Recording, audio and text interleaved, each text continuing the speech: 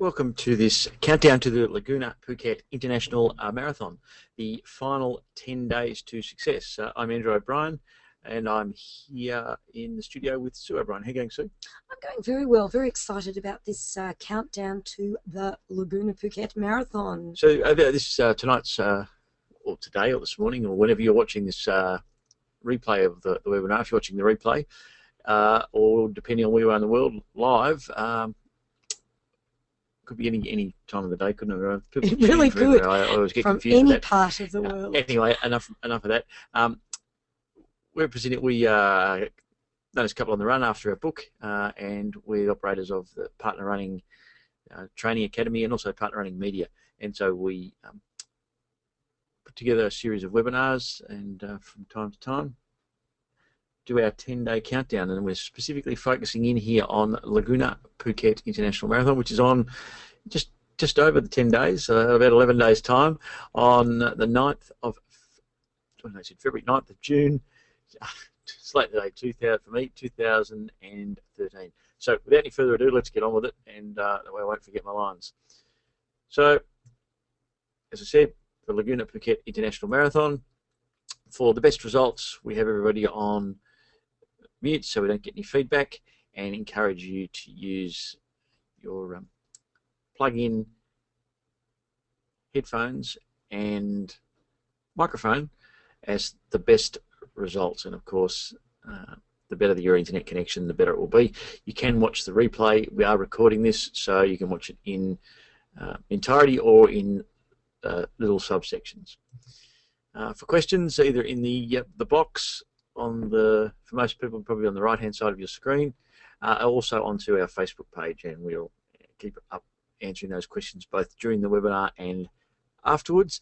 As I said, we were recording, but at the end of the formal presentation, we'll turn the recording off and then open up for any questions that come after that.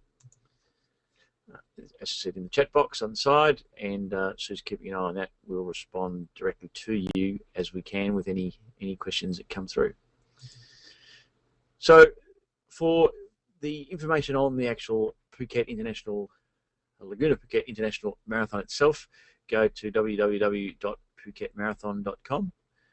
We aren't the official organisers or part of the organising of the race. We're just a couple of runners looking forward to running it, and we specialise in helping people with their training. So for actual information on the marathon, or the half, the 10, the 5, or the 2K kids run, go to the Phuket Marathon website. Okay, I think the admin's out of the way. Yes, we've got microphones organised, we've got everything else organised. Okay, so we're now doing the countdown to the Laguna Phuket International Marathon, the final 10 days of success. Just again re-emphasising that for official information on the website, for all race details and other inquiries, or contact the organiser, then go to the phuketmarathon.com website. If you want us to ask you questions about the last 10 days or this presentation, then you can reach us via facebook.com Partnerunning. But for all inquiries with regard to the actual marathon festival, the whole running thing, go via the phuketmarathon.com website. So the agenda for this session is a little bit of introduction, which we're well underway with, the 10-day countdown, and then the question and answer. And as I said, at the end of the 10-day countdown, we'll stop recording.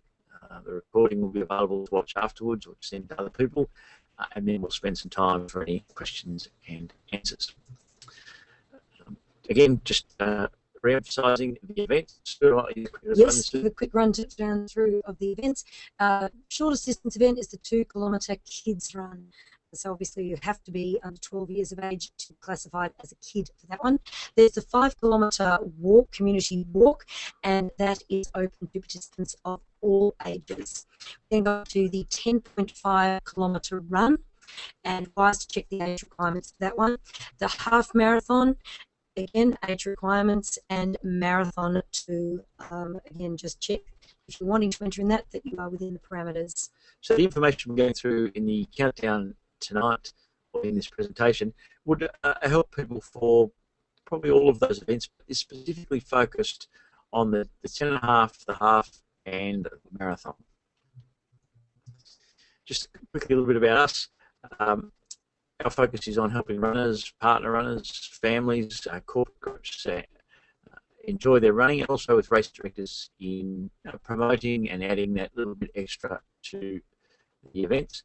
We really focus on helping people enjoy running, improving, and learning from running, because we think there are a lot of great lessons that can be applied to the rest of our lives when we learn from what we do in the running.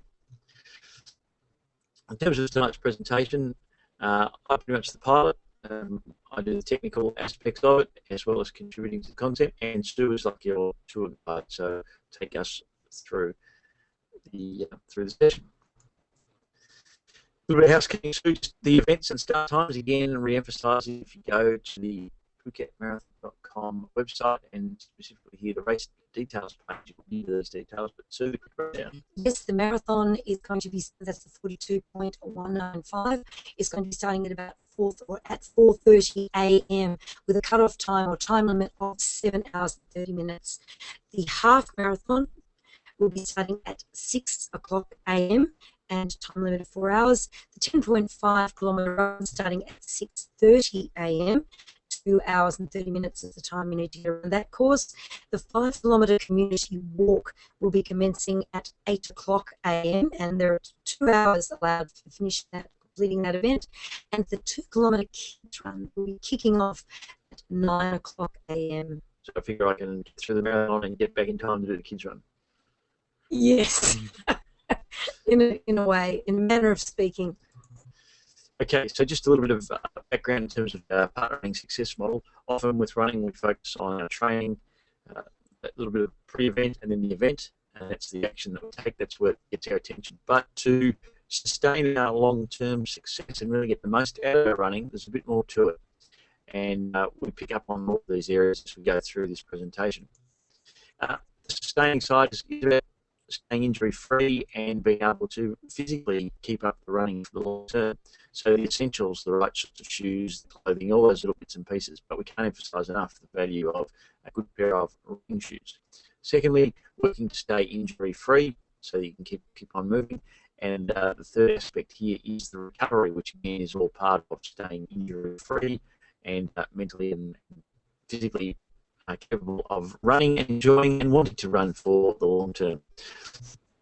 We add to that the what I think is sort of the thinking side, but also the stretching side.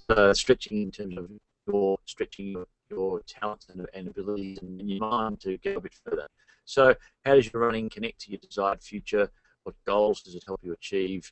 What travel might be involved, both in the physical sense of maybe running in a different area or a different country, but also going beyond your comfort zone.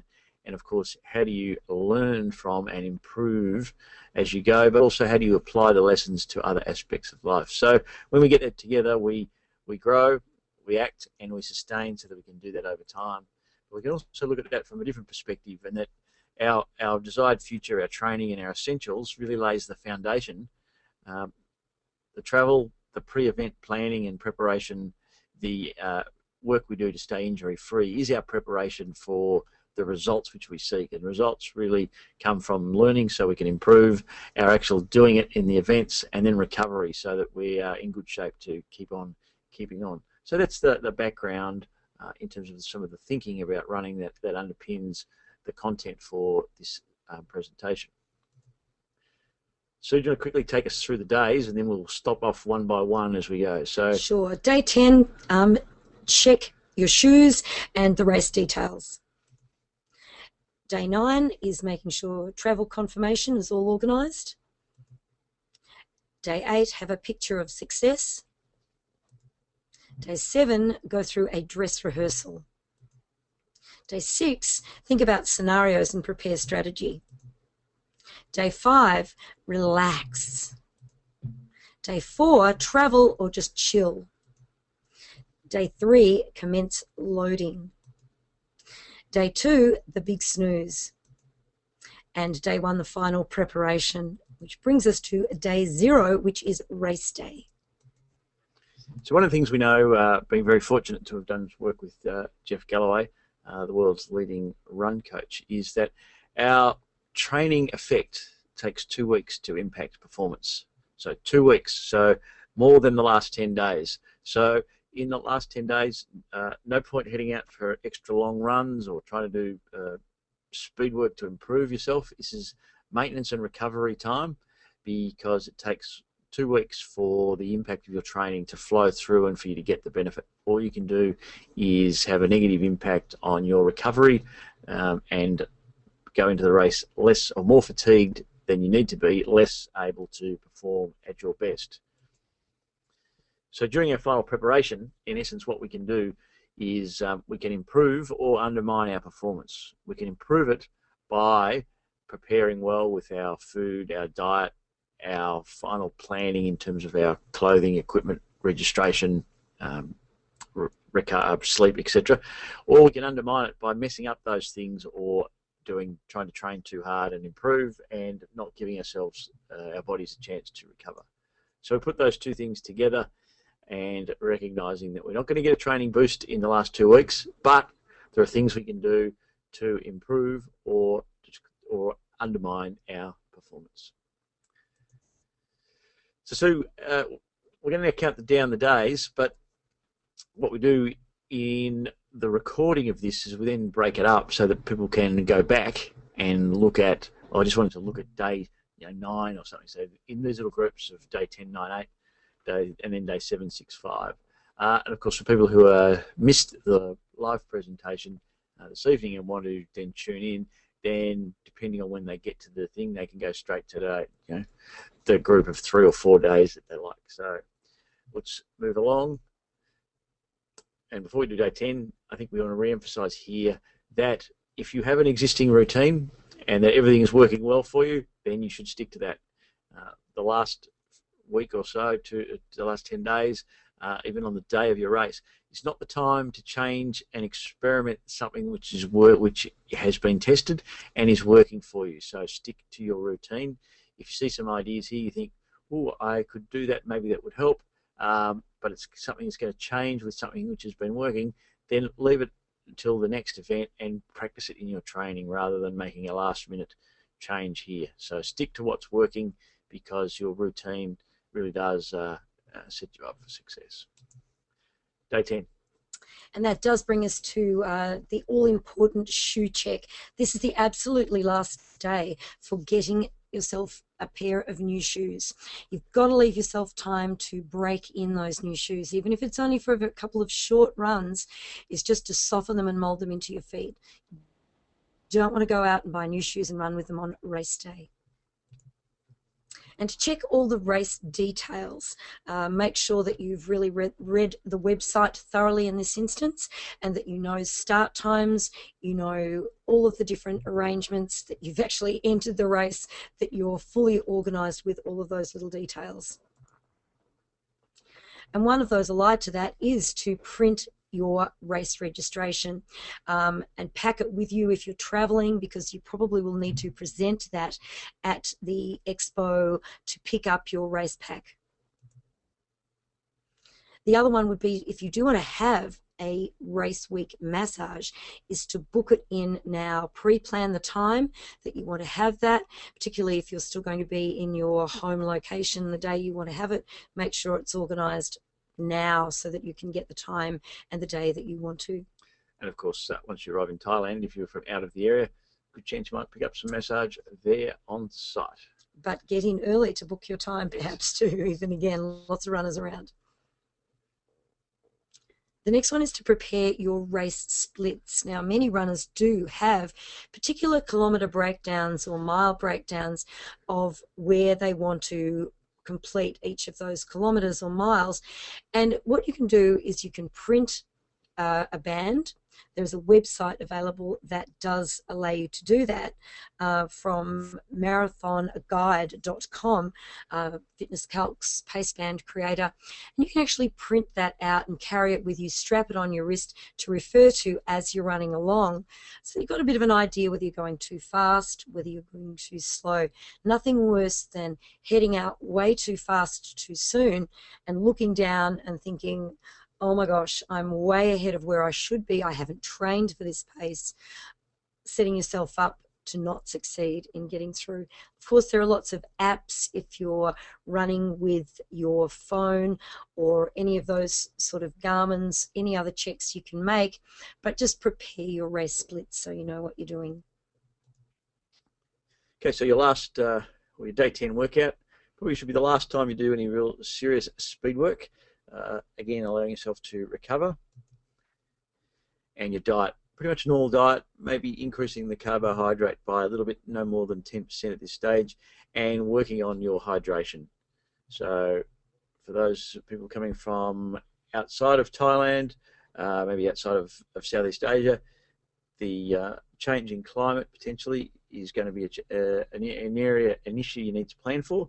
And so it's particularly important that you work on your hydration. And rather than trying to do it all at the last minute when you arrive, it's to just do that slow drip so that you're in peak condition both when you arrive in Thailand but also by race day. Day 9, Sue, travel confirmation. Yes, confirm all of your travel details, whether that's flights, whether it's transfers to your accommodation, whether it's your accommodation itself, just making sure that all of those details are checked, that you've got the right times, setting all of those little notes in your diary or your point of reference. Sometimes we book our marathon 6, 8, 12 months in advance, and we think we've got all our travel sorted or we've got it right, and it's good just to come back and make sure. Also, sometimes we book that far out, flight times can change, and whilst we like to think airlines always let you know, that sometimes they don't, or you've missed it or you've forgotten, so definitely to check. Good time to read a running book or blog or movie or podcast. You always listen to the Partnerunning Show. In fact, we have a special edition of the Partnerunning Show that you can download via iTunes. Exclusively, we spend that whole hour exploring various aspects of the Laguna Phuket International Marathon, running in a warm climate, and also things to do while you're in Phuket in addition to the actual race. So the point being here that we want to just start to really help our mind focus in and think running, start to move beyond those distractions of day to day. So a Jeff Galloway book on running, or you can get the Couple on the Run book via the Kindle store, read on your iPad if you're or a Kindle, or of course you can buy the physical. But there's lots of other running books, blogs, and things out there as well. Training for today is rest or 45 minutes. And your food is, because we're the Friday 1 week out, it's a good time, if you haven't done this already, is to test your Friday meal. So Friday in a week's time is sort of 2 days before the event. We think it's one of the most important carbo loading, important pre-race meals is the Friday evening or the night before, 2 nights out, in this case the Friday evening. So this is a good time to just test and check your food that's working. And again, hydration. I think we might have mentioned that, but we're going to continue to It's going to be a continual theme. Yes. Day 8, to prepare your own picture of success, of what crossing the line will mean to you. And it might be that you form a picture in your mind of yourself crossing the line and how you're going to feel, how excited you're going to be, who's going to be around, the joy that you're going to experience. It's also a good day to start getting organised your energy for race day.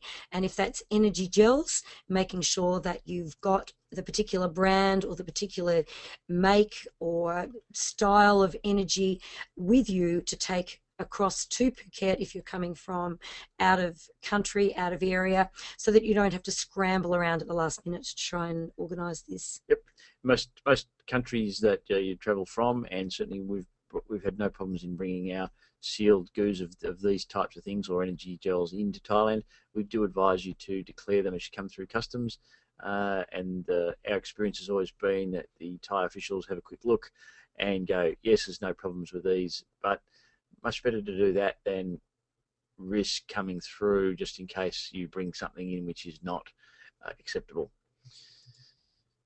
Cross training, time to keep the body moving, but without putting too much pressure on the legs. And you're training for day 8. Cross train, or maybe a 45-minute run thereabouts. And your diet, it's a practice day, so today practicing the day before the big race. So your pre-lunch dinner and your pre-race lunch and your pre-race dinner, good meals to try to eat something the same or very similar to what you're going to eat on race day. And of course, working on that hydration. So we're now on to sort of like a bit of a transition. We're now going to talk about days 7, 6, and 5 of your 10-day countdown to the Laguna Phuket International Marathon. So for recording purposes, this will be an edited section of these 3 days, so you can come back and just watch the 1, 2, or 3 days within this section. And Day 7, Sue. It's the week before, it's 7 days out, and it is the dress rehearsal of the big day. It's a good idea is to try and wake up at race day wake up time, and particularly for marathoners, this is a pretty early start and the body might not be used to this. Yes, it's good to have had at least one practice attempt at doing it in simulating race conditions. So getting up at the right time. And practicing with your pre-race meal, whatever that will be. And if it is that you're going to have a meal at the hotel, or maybe it is practicing with the type of food that you're likely to encounter there. But if it's something that you're going to have on your, as one of your own resources, whether it's a particular type of little cereal, whether it's a toast, a banana, or an energy bar, practice having that meal and see how it sits in your stomach. Now, this photo is not suggesting that this is the meal you should eat. This is just a meal, and this is, I know somebody who actually had this as a pre-race meal, but they have it all the time.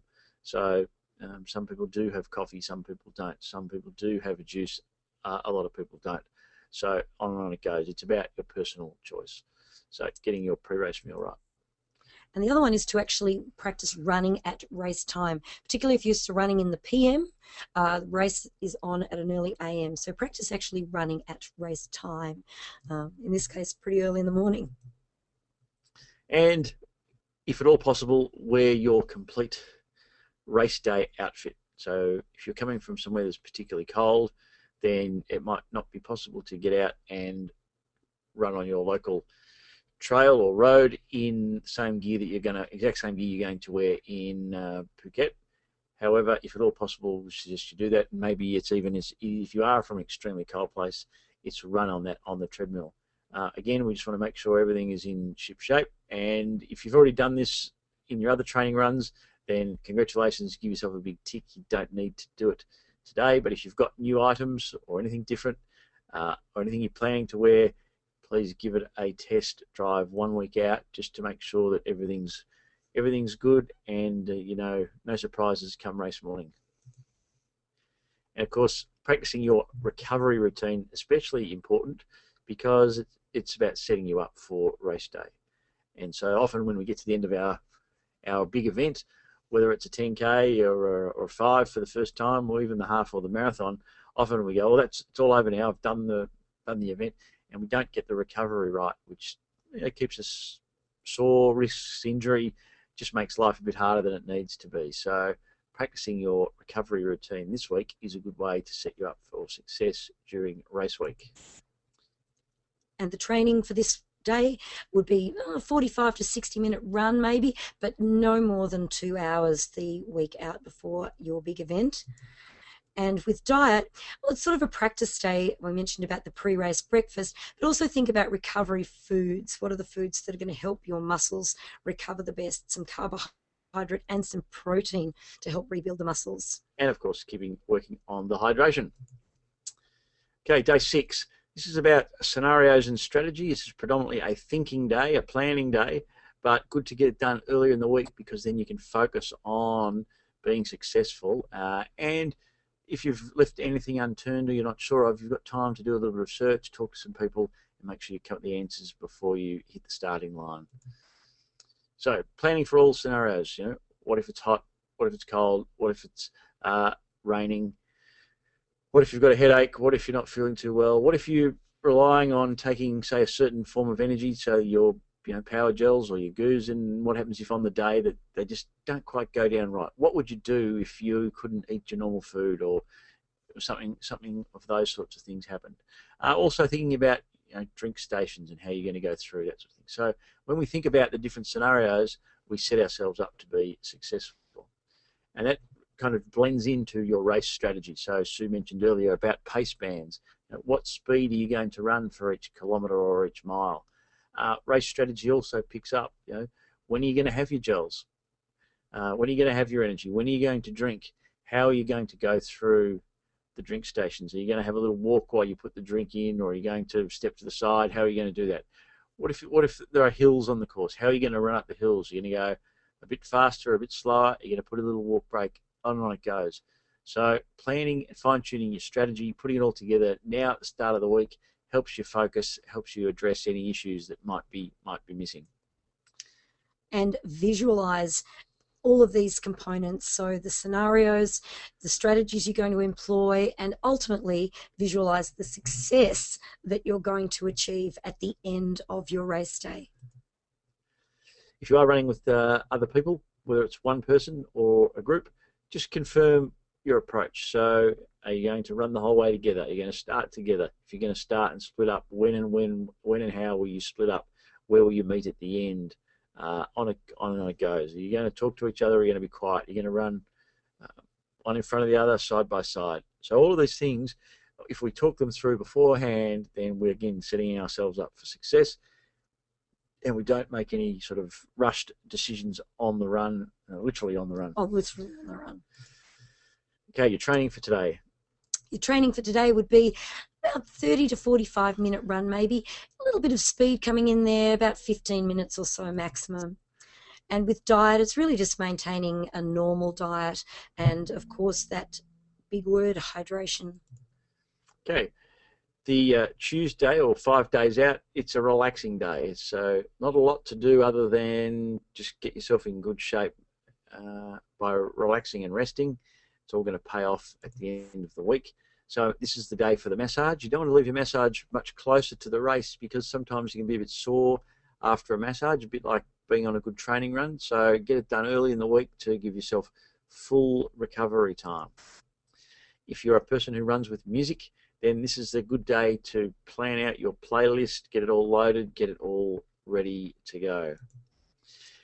Toenails, and again, a mistake that, well, I've certainly made, I know lots of other people have too, is they think, oh, I'll trim my toenails the night before the race, and they trim it a bit too tight, it gets sore toe, and it causes problems. So this is a good day to get your toenails trimmed. They're not going to grow back and cause you any grief, and they're going to have a chance to settle down if you do cut them a bit fine or have any issues. And with the training for this day, again, 34 to 45 minute run, or just a rest day. Give yourself a complete day to let your muscles rest and recover. And again, normal diet, nothing sort of too extreme or one way or the other, but hydration, just steadily keeping those drinks, keeping your body nourished and hydrated. Okay, so we've got 4 days to go, and this is where we again pause for a little break in the recording so that we can watch the last 4 days in the replay in just that bit. So here we are with the countdown to the Laguna Phuket International Marathon, the final 10 days to success, and we've been counting down from days 10 all the way through, and we're up to day 4. So this little section is from day 4 through to race day. And day 4 is maybe the travel day for you, if you possibly can. Particularly if you're traveling a fairly long distance, coming from internationally, maybe that isn't applicable if you're coming from a very nearby country. But if you are making quite a long haul flight, this is an optimal day for your travel. And of course, the Phuket International Airport, not far from Laguna Phuket. You can arrange your transfers in advance, which we suggest is a good way to do it if you're somebody who's concerned about that. But if you do arrive, you can then select from a range of travel providers there at the airport. Business as usual. What we're talking about here is if you are not traveling, so if you're a local Thai person, maybe you're in Bangkok or Singapore, and you're just going to come down on Friday or even Saturday, then this is a day just to get about your normal working week, or your normal family week, or your normal school week, or whatever it is that you would normally do. Just treat this as pretty much a usual day. Try not to do anything overly strenuous, and get a good night's sleep if you can.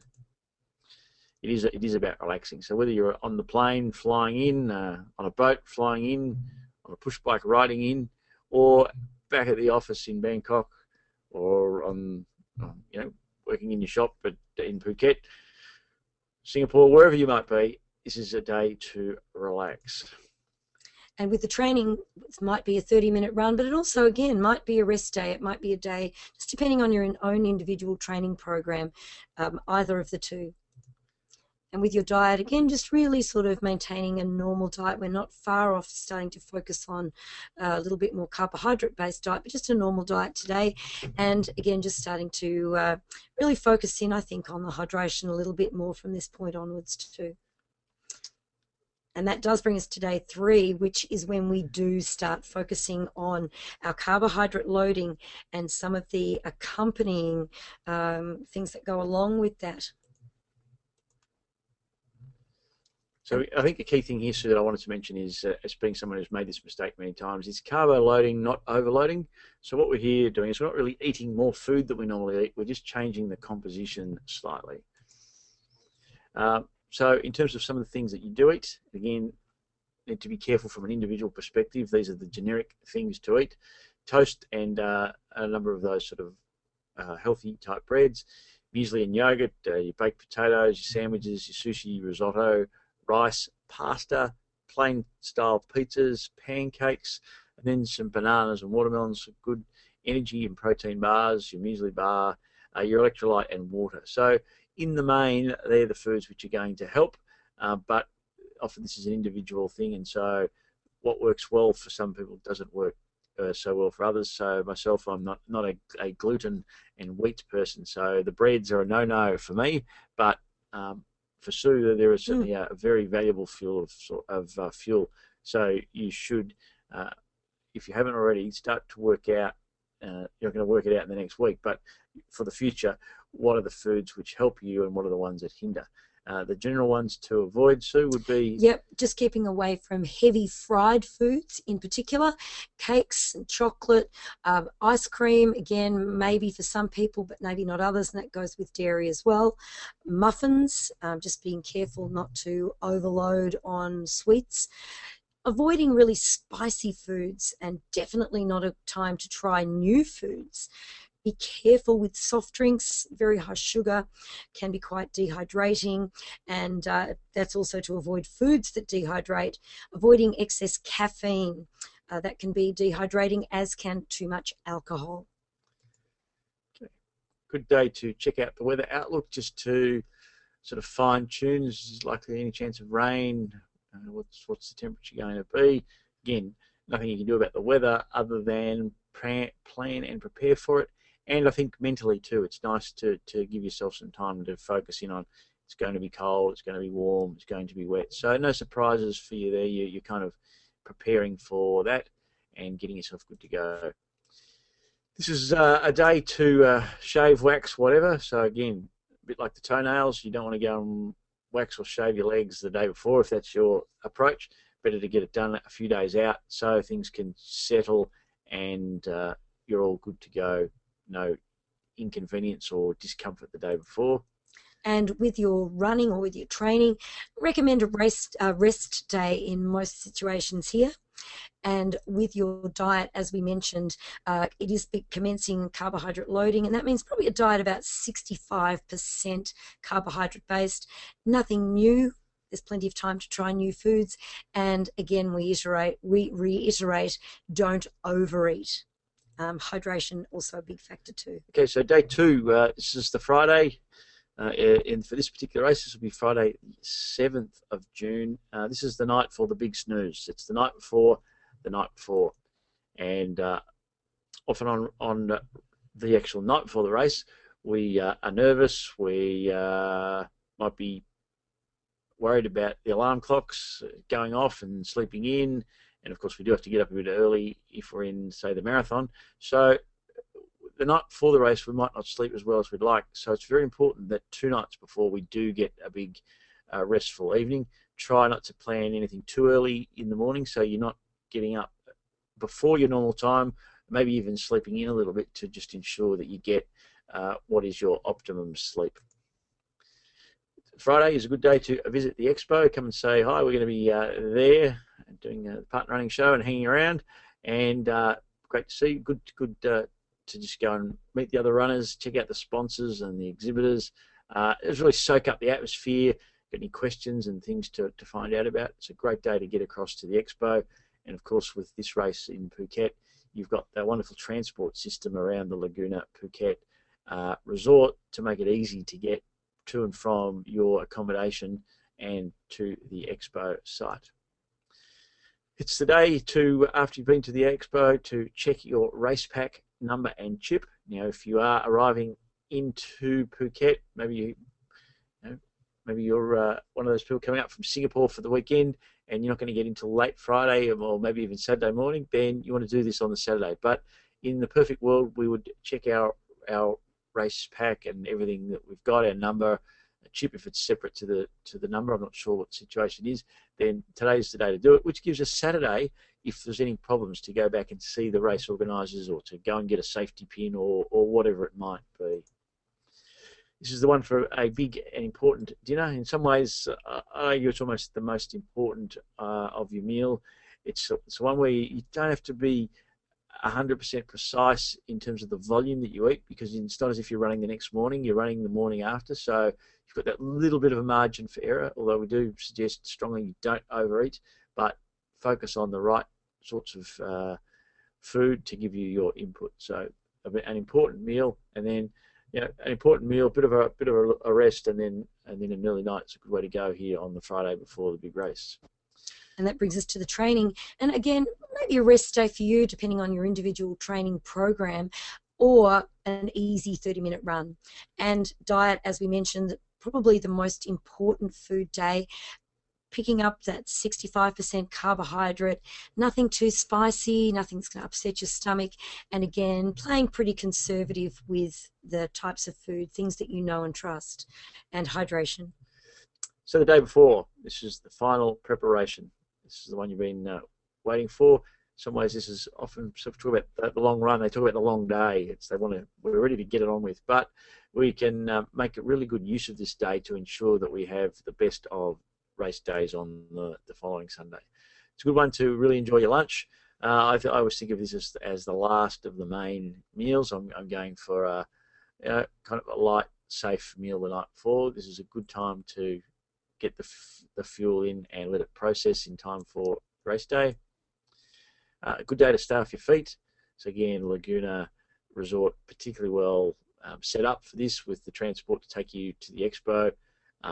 Lots of beautiful beach lounges, chairs that you can either sit on the beach under an umbrella, or maybe under a nice palm tree on the grassed areas, or under a balcony. There's so many options, and beautiful rooms in all the resorts if you want to just chill out in your room. But a good day to not spend too much time on the feet.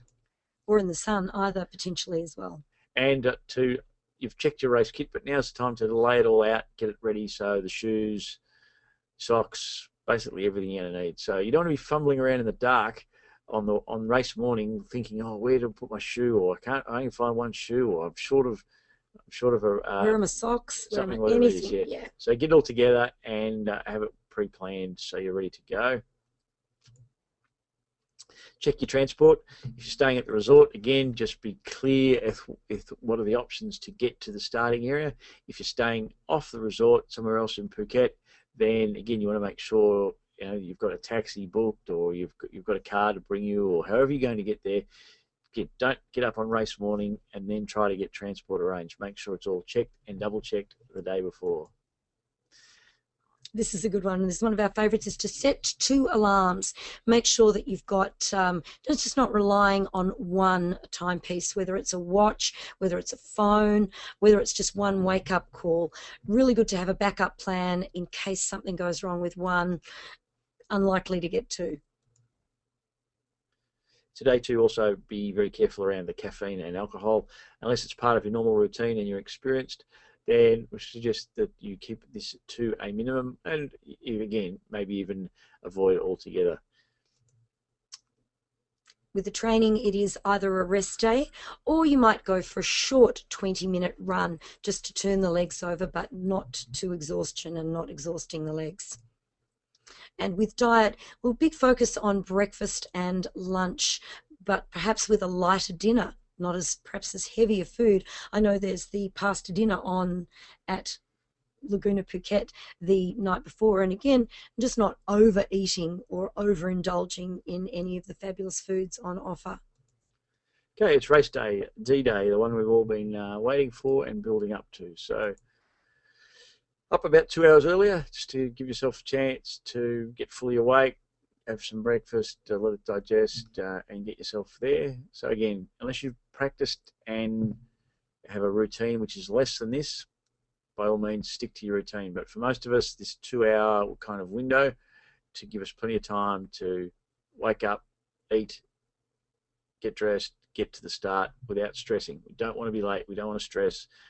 Particularly don't want to be late. Having travelled from wherever we have and done all that training, what would be worse than missing the start? Arriving early at the start again, so it's giving ourselves the time so that we're not racing, we're not stressed. If we're coming from outside, sometimes we run into road closures and those sorts of things. So getting there early, giving yourself plenty of time is a very smart way to go. And you want to stay warm and or cool. So it sounds funny sometimes when we talk about Phuket as needing to stay warm, but if you are from the region or are used to warm climates, then it could well be at 4 o'clock in the morning, it might be a bit cool for you, so you need to act accordingly. If you're coming from an area like we are outside of Thailand, then it's going to be warm for us, so just trying to stay cool, not racing around, wearing the right clothes, and just maybe sipping on a cold drink that you bring from the hotel, whatever it is, just to keep yourself as cool as you can so that you're ready to run. The garbage bag is a good look. You can bring it from home and hold onto it, or find a rubbish bin to put it in. But again, good if it's raining. Certainly good if it's cold or windy. Just to slip over your running outfit, and then you just rip it off and dispose of it at the point where it's time to start running. In fact, I think the last time we ran a marathon in Thailand, we saw some people actually kept. It was raining quite a lot in Pattaya. People were actually held on to their rubbish bags for a little longer than you would have expected. It's race day, so following your plan. You've had a good think about what you're going to do, how fast you're going to go.